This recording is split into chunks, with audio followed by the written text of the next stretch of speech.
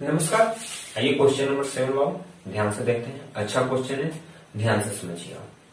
आते हैं question number 7। Question number 7 क्या कर रहा है बाबू?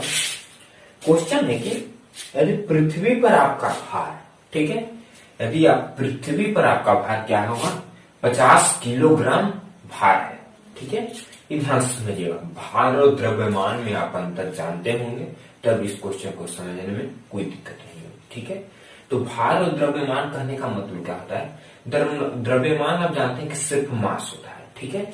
और भार क्या होता है? उस मास को कंट्रोल करने में कितना हमको बल लगाना पड़ रहा है, वही भार होता है। जैसे एक एग्जाम्पल समझते हैं, जैसे हम इस बुक का एग्जाम्पल लेते हैं, ठीक है। इस बुक का मान के मास क्या है? 1 kg है, 1 kg थोड़ी ½ kg है, ठीक है। तो हम इसको हाथ पर रखे हैं, हाथ पर रखे रहे हैं, तो इसको कंट्रोल करने के लिए हमको इसमें कुछ ना कुछ तो फोर्स लगाना पड़ रहा है ना, ठीक है।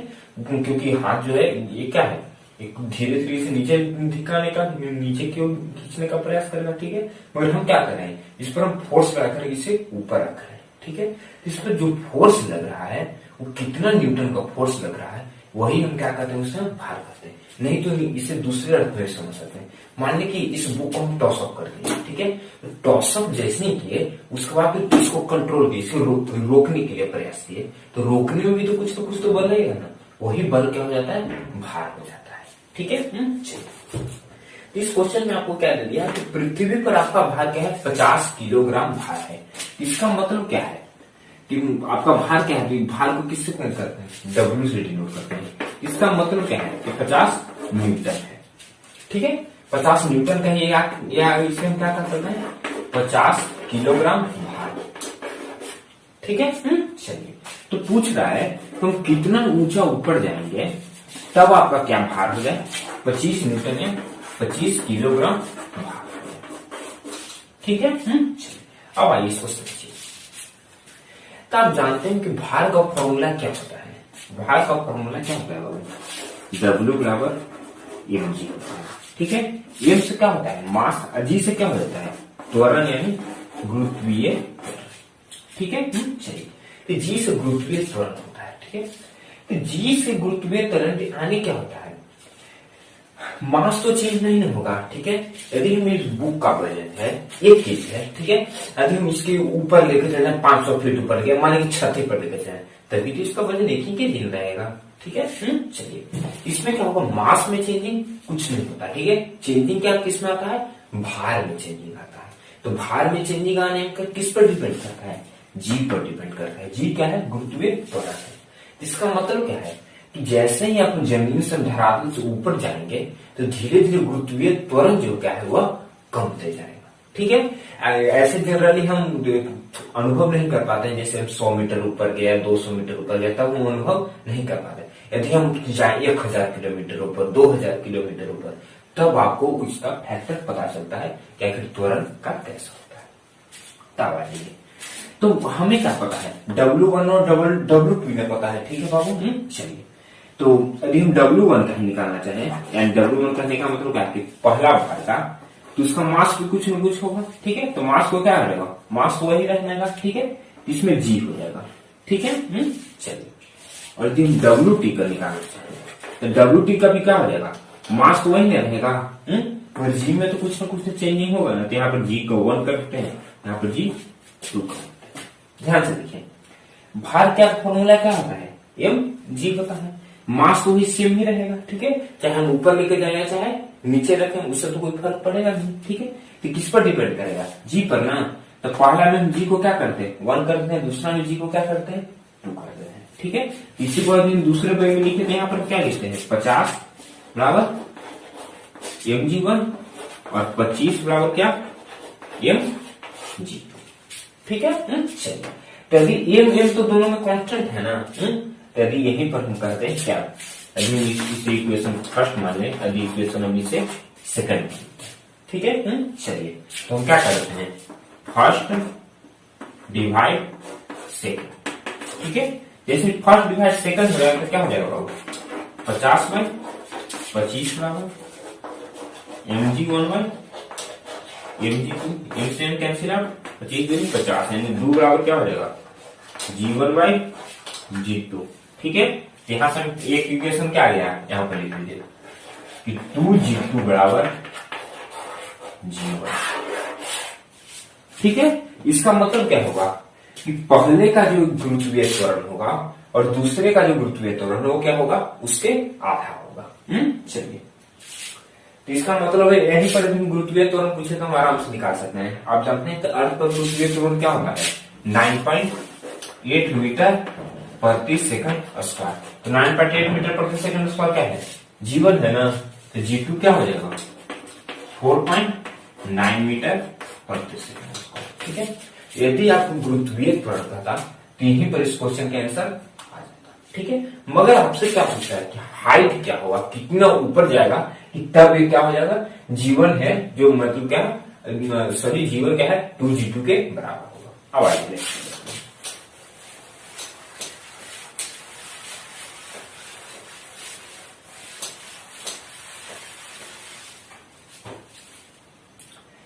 तब आप देखें जी का फॉर्मूला क्या होता है। जी का फॉर्मूला यदि आपने पढ़ा होगा तो क्या होता है गुरुत्वीय त्वरण का, G m by r square. ठीक है, G m by r square. ठीक है, चलिए, तो G किस पर डिपेंड करता है, G का वैल्यू क्या पर, ये तो कांस्टेंट ही होगा। ठीक है, इस पर और इस पर डिपेंड करता है। ठीक है, तो यहां पर आपको क्या है, दो बर्डन दिया है। ठीक है, और दोनों में तो मास एक ही रहेगा। इसमें कौन सा मास यूज होता है, कैपिटल एम का मतलब क्या, अर्थ का मास यूज होता है। ठीक है, तो इसमें भी अर्थ का मास वही होगा जितना ऊपर जाने के बाद भी होगा। ठीक है, ऊपर जाने से होगा, अर्थ के कंट्रोल में ही नहीं रहेगा, क्योंकि अर्थ का नहीं गुरुत्वीय त्वरण लग रहा है, चाहे हम कितना भी ऊपर जाए। गुरुत्वीय त्वरण किसका लग रहा है, अर्थ का लग रहा है, तो गुरुत्वीय त्वरण अर्थ का लग रहा है, तो मास हम किसका लेंगे, अर्थ का ही लेंगे। ठीक है, यदि जीवन का हम लिखे, जीवन यहां पर लेते हैं। ठीक है, तो जीवन को फॉर्मूला लिखे तो हम क्या हो जाएगा, जी बराबर जी एम बाय या आर एस वाले इसको रख दीजिए, और G2 का क्या हो जाएगा, जी एम बाय आर। ठीक है, अब ये आर क्या होगा, अब इसके लिए थोड़ा सा डायग्राम से समझते हैं। मान लेते हैं कि ये अर्थ है। ठीक है, चलिए, तो इस अर्थ के माध्य क्या कहते हैं, ये इसका केंद्र है। ठीक है, तो यहां पर इसका भार क्या आ रहा है, 50 मीटर। ठीक है, अब क्या हो रहा है, ये कुछ ऊपर गया, मान लेते हैं कि कितना ऊपर गया, मान लेते हैं कि h किलोमीटर ऊपर गया। ठीक है, तो h किलोमीटर ऊपर गया, तब इसका भार क्या आ जा रहा है, 25 न्यूटन ना। ठीक है, अब देखिए r, यहां पर r क्या हो जाएगा, जो यहां से रेडियस होगा सही ना, r हो जाएगा इस g के लिए, जो अर्थ का रेडियस होगा वही हो जाएगा इस G1 के लिए। ठीक है, बट G2 के लिए क्या हो जाएगा, ये बढ़ गया ना, क्या हो गया, ये तो यही यूज हो गया और फिर ये भी नहीं यूज होगा। इसका मतलब क्या होगा, यहां पर यदि हम आर को लिखना चाहें, आर के ब्रैकेट में क्या लिख सकते हैं, आर प्लस एच। ठीक है, ये आर का मतलब यहां पर क्या हो जाएगा, आर प्लस एच हो जाएगा। ठीक है, आर से क्या हो गया, रेडियस ऑफ अर्थ, एच से क्या होगा, इसके और इसके बीच की दूरी। अब बढ़ते हैं आगे।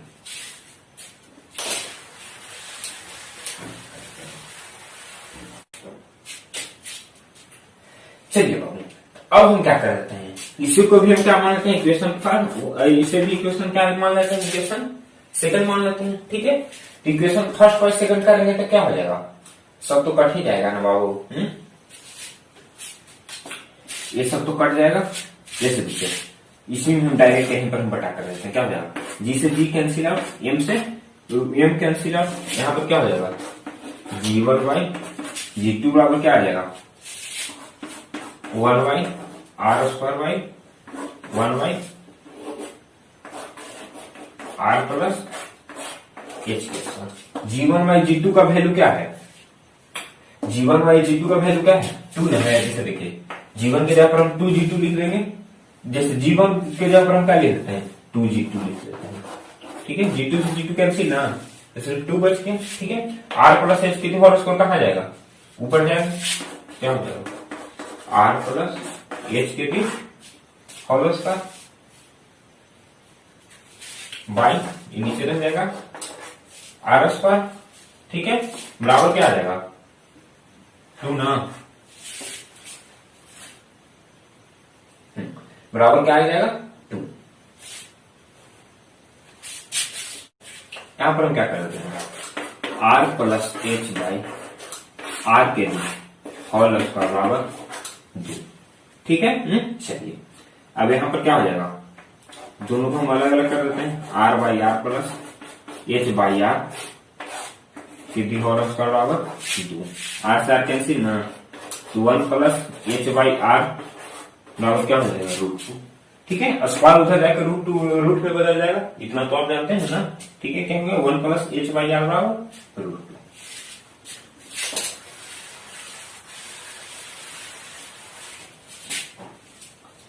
√2 का वैल्यू क्या होता है बाबू, 1 प्लस एच बाई आर। √2 का वैल्यू क्या होता है, 1.414। ठीक है, और इसके बाद आएगा तब आप इतना ही रखिए, एच बाई आर बराबर क्या हो जाएगा, 1.414 माइनस 1, एच बाई आर बराबर क्या हो जाएगा, 0.414।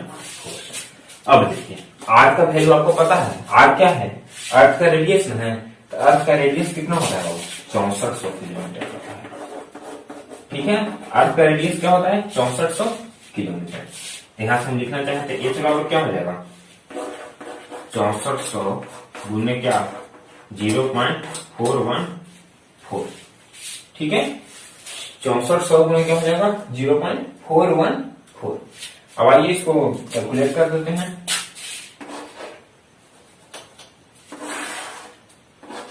एच बराबर क्या हो जाएगा, 6400 गुने 414 बटा 1000।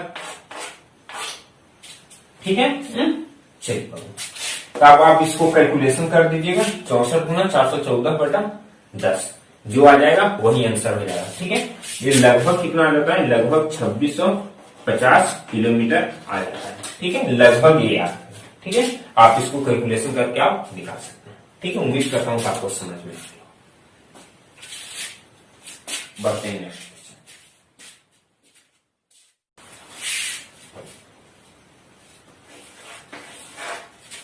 क्वेश्चन नंबर 8 क्या कह रहा है बाबू, यदि कोई ऐसा ग्रह हो जिसका द्रव्यमान क्या हो, पृथ्वी से 2 गुना हो, त्रिज्या 3 गुनी है, तो उस ग्रह की सतह पर 9 केजी के द्रव्यमान की वस्तु का भार क्या हो। ठीक है, ये आपको दो चीज मिल गया है, क्योंकि भार पूछ रहा है।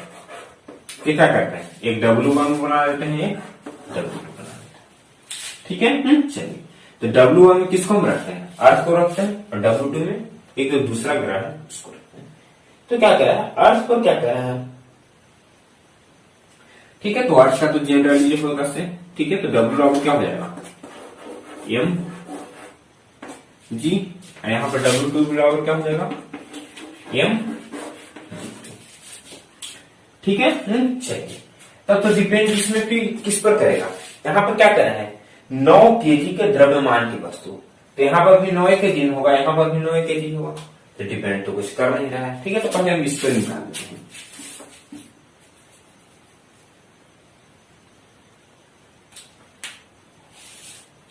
सॉरी, क्वेश्चन क्या है, उस ग्रह की सतह पर ना। ठीक है, तो यदि अर्थ पर करता तो अर्थ पर क्या हो जाता बाबू, अर्थ पर क्या हो जाता है, 9 केजी में कह रहा है, और ये क्या होता है, लगभग 10 के बराबर होता है ना, 10 मीटर प्रति सेकंड स्क्वायर। जी का वैल्यू कहीं कहीं 9.8 रहता है। ठीक है, यदि पूछता तो यहाँ पर क्या हो जाता है, 9 केजी द्रव्यमान की कोई वस्तु है तो उसका भार अर्थ पर क्या हो जाएगा, 90 मीटर के बराबर। ठीक है, तो पूछ रहा है कि नहीं हमको क्या चाहिए, इस ग्रह पर क्या होगा। ठीक है, तो इस ग्रह पर आपको क्या दे दिया है, एम जो होगा, ये एम, सॉरी क्या, कैपिटल एम, कैपिटल एम ये क्या होगा, 3m के बराबर है। एक किसका है, अर्थ का। ठीक है, जो कैपिटल एम उस ग्रह का क्या होगा, पृथ्वी से 2 गुना होगा, सॉरी 2 गुना। ठीक है, और ये और इसका रेडियस कितना गुना है, 3 गुना है। ये भी किसका, अर्थ का। ठीक है, तो इस ग्रह का मास क्या है, अर्थ के मास के 2 गुना है, और इसका रेडियस क्या है, अर्थ के रेडियस से 3 गुना है। ठीक है, तो पूछ रहा है कि इस पर कितना मास होगा। ठीक है, तो इस पर हमको मास निकालने के बाद इसमें द्रव्यमान भार निकालने के पहले हमको क्या चीज फाइंड आउट करना है कि इस ग्रह पर गुरुत्वीय त्वरण क्या होगा। ठीक ठीक है। तो इस ग्राफ पृथ्वी पर का तो गुरुत्वीय त्वरण जानते हैं ना कि 9.8 मीटर प्रति सेकंड स्क्वायर या तो 10 मीटर प्रति सेकंड स्क्वायर। चांद का भी जानते हैं क्या हो जाता है 1/6 लगभग 1.6 के बराबर। इस पर क्या होगा वही निकालें। तो जी का फॉर्मूला क्या होता है, क्वेश्चन नंबर 7 में आपको बताया था जी का फॉर्मूला क्या होता है, जी m/r²। ठीक है, जी m बाई क्या हो जाता है r²। ठीक है, चलिए तो यहां पर आपको क्या पता है, तो जी का वैल्यू किस पर डिपेंड करेगा, m और r पर ना। जी तो कांस्टेंट होता है, ठीक है, इससे तो कोई लेना देना है नहीं। ठीक है, चलिए तो यदि हम सिर्फ आपको m/r² का वैल्यू क्या है यदि हम निकालना चाहे समझने के लिए, ठीक है, m/r² का वैल्यू क्या आता है 9.8 ना। ठीक है, क्योंकि जी तो कांस्टेंट ही है। यदि हम तुलना करना चाहें जी तो कांस्टेंट ही है ना बाबू। चलिए यहां पर ये क्या हो जाएगा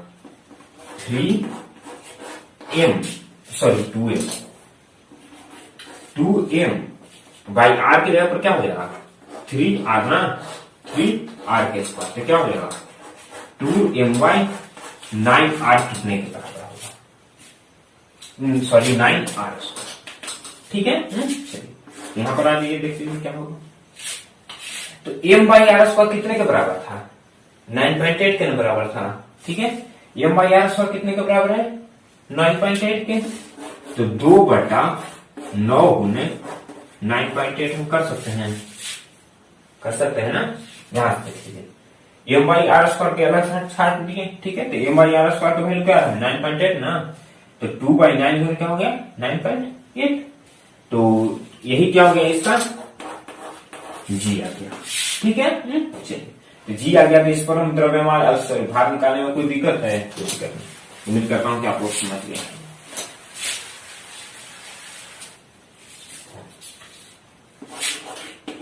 फॉर्मूला क्या हो जाता है एम जी ना, एम कितना है 9 kg, ये क्या गया 2/9 गुने 9.8 ना, 9 से 9 कैंसिल आउट, ये क्या हो गया 19.6 न्यूटन।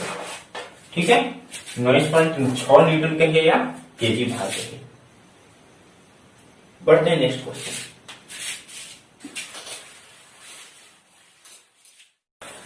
थोड़ा टफ क्वेश्चन है, ध्यान से सब समझने वाला क्वेश्चन है। क्वेश्चन नंबर 9 क्या कह रहा है कि पृथ्वी पर एक व्यक्ति का भार क्या है 600 न्यूटन है। ठीक है, तो पूछ रहे कि पृथ्वी की अपेक्षा, ये आपको दे दिया है, ठीक है, कि पृथ्वी की अपेक्षा चंद्रमा पर गुरुत्वीय त्वरण क्या होता है 1/6 होता है, यानी पृथ्वी के गुरुत्वीय त्वरण की अपेक्षा क्या होता है छठा भाग होता है। ठीक है, चलिए तो आपसे पूछ रहा है कि चंद्रमा पर व्यक्ति का भार कितना होगा। ठीक है, तो अर्थ पर भार कितना है बाबू 600 kg ना, सॉरी 600 न्यूटन। ठीक है, यानी डब्ल्यू क्या है 600 न्यूटन के बराबर है। ठीक है, तो और चंद्रमा पर ना पूछ रहा है। ठीक है, तो चंद्रमा पर क्या हो जाएगा, तो डब्ल्यू बराबर क्या हो जाता है mg। ठीक है, मास तो सेम ही रहेगा चंद्रमा पर भी, वो भी। ठीक है, और भार में चेंजिंग आएगा, तो क्या हो जाएगा 600, सॉरी यदि यहां पर निकालना चाहें तो यहां पर जी क्या होता है, जी हो जाता है। ठीक है, चंद्रमा पर जी क्या हो जाएगा 1/6, यानी क्या हो जाएगा g/6। ठीक है, चंद्रमा पर जी का वैल्यू क्या हो जाता है g/6 ना, यदि हम g2 से। ठीक है, चंद्रमा पर के गुरुत्वीय त्वरण क्या होता है g/6, इसका क्या हो जाएगा, यहां से हम क्या कर लेते हैं मास निकालना चाहते हैं तो मास निकाल सकते हैं। ठीक है, ये क्या है 600 न्यूटन में बराबर एम जी नीचे आ जाएगा, तो जो मास यहाँ पर है वही मास यहाँ पर भी हो जाएगा, तो मास का वैल्यू क्या आ गया 600/g। अब इसका जी का वैल्यू क्या है g/6 ना, चंद्रमा पर के जी का वैल्यू क्या है, ये चंद्रमा पर का है, तो चंद्रमा पर के जी का वैल्यू क्या है g/6 ना, तो जी से जी कैंसिल आउट ना, यहां से क्या आ जाएगा 100 मीटर। ठीक है, और इसमें सेकंड चीज क्या कह रहा है बाबू कि यदि वह व्यक्ति पृथ्वी पर 2 मीटर की ऊंचाई तक कूद सकता है तो वह चंद्रमा पर कितनी ऊंचाई तक कूदेगा।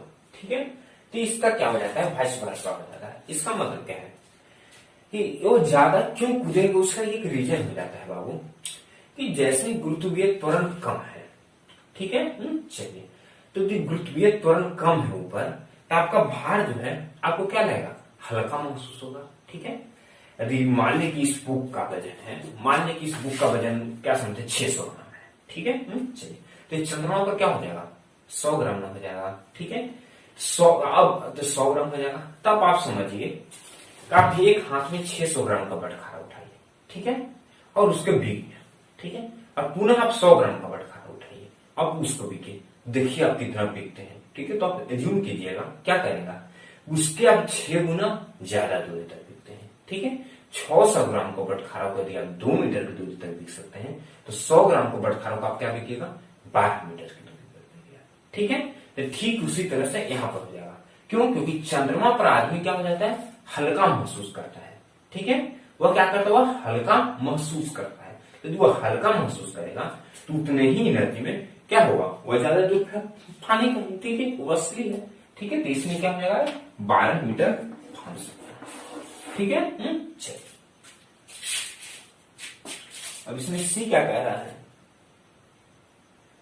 कि व्यक्ति का पृथ्वी पर द्रव्यमान कितना है। तो व्यक्ति का पृथ्वी पर द्रव्यमान कितना है, आराम से निकाल लीजिए यहीं से, W बराबर mg ना। ठीक है, तो m बराबर क्या होगा 600 बाई 10 न्यूटन बाई जी ना।